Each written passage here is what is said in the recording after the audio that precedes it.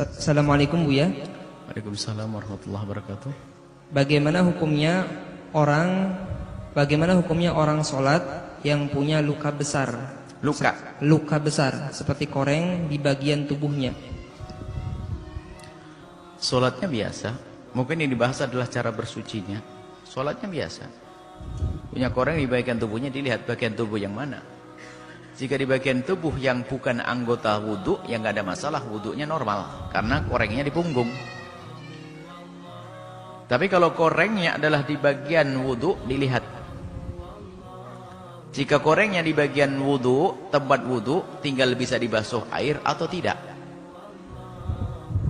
Jika bisa dibasuh air, ya biasa dibasuh dengan air.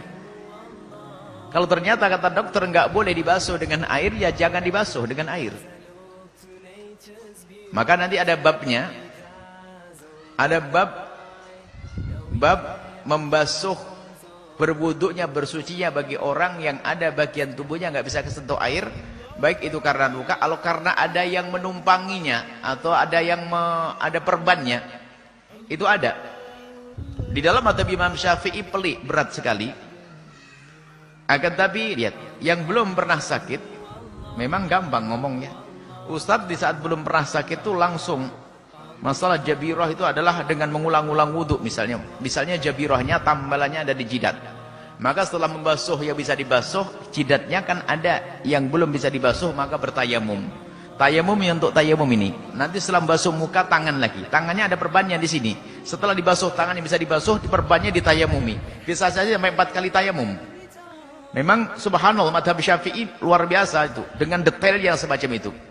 Akan tapi berat bagi orang yang sakit. Berat bagi orang yang sakit. Di situ ada kemudahan di dalam mazhabnya Imam Abu Hanifah radhiyallahu taala anhu, maka bagi yang punya luka, jika Anda bisa basuh, Anda basuh.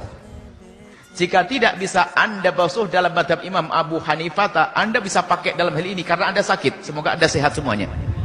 Ini jangan sampai orang sehat mengomentari orang sakit, nggak ketemu judulnya.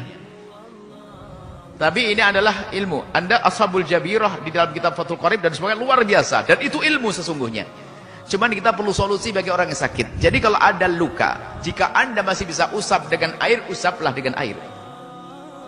Jika sudah tidak bisa, ya sudah tidak bisa. Cukup wudhu saja, tidak perlu dibarengi dengan tayamum. Cukup wudhu yang bisa dibasuh. Selagi tidak dibasuh, maka yang tidak bisa basuh selesai. Karena tidak bisa dibasuh dan tidak boleh dikenai basuh. Itu kemudian di dalam mazhab kita, di dalam mazhab Imam Abu Hanifah radhiyallahu taala anhu. Yang penting jangan sampai tidak sholat. Jangan sampai sudah sakit pakai infus sebagainya, habis wudu tayamum. Tayamum wudu lagi tayamum, double tayamumnya. Sah-sah saja boleh. Akan lebih berat bagi orang yang sakit, maka ini kemudahan di dalam mazhab Imam Abu Hanifah radhiyallahu taala anhu. Yang bisa dibasuh, nggak bisa dibasuh, diusap. Kalau ternyata diusap pun nggak bisa diusap dengan air, maka ya sudah, nggak usah. Karena dalam mazhab Abu Hanifah nggak ada double alat. Wudu dan tayamum nggak perlu digabungkan dalam mazhab Imam Abu Hanifah. Dalam mazhab Syafi'i digabung antara tayamum dengan wudu. Hebat mazhab Syafi'i, mazhab Hanifah juga hebat, Abu Hanifah hebat semuanya. Ulama-ulama berjtihad kok. Maka kalau Anda ngikuti boleh-boleh saja dalam hal ini. Ini kemudahan yang selama ini kami hadirkan karena dulu waktu sebelum kami sakit tuh enak banget ngomong tuh. Tapi di saat kena sakit, kok begini. Padahal sakit kita nggak amat-amat sakitnya. Bagaimana yang sakitnya berat banget? Apakah orang sakit harus kita beratkan dengan? Emang ada sakit ringan. Bisa melakukan itu semua, tapi ada sakit yang berat. Nyentuh air saja susah, kerepotan. Maka itu kemudahan. Jadi tetap caranya biasa. Seperti tadi, hanya wudhu. Mungkin yang dibahas masalah wudhunya. Setelah itu melakukan sholat, selesai. Dan jika ternyata nanti air tidak bisa menyentuhnya, Anda boleh bertayamum. Menurut dokter, mohon maaf, masa pengobatan sehari nggak boleh kena air. Maka Anda bertayamum. Nggak boleh nyentuh air, kata dokter, dengar dong. Dokter muslim yang ngomong kok. Tayamum, selesai, sholatnya diterima oleh Allah. Mudah, nggak ada yang susah. Dalam Islam itu, kemudahan semua. Ini saja. Wallahu a'lam bishawab.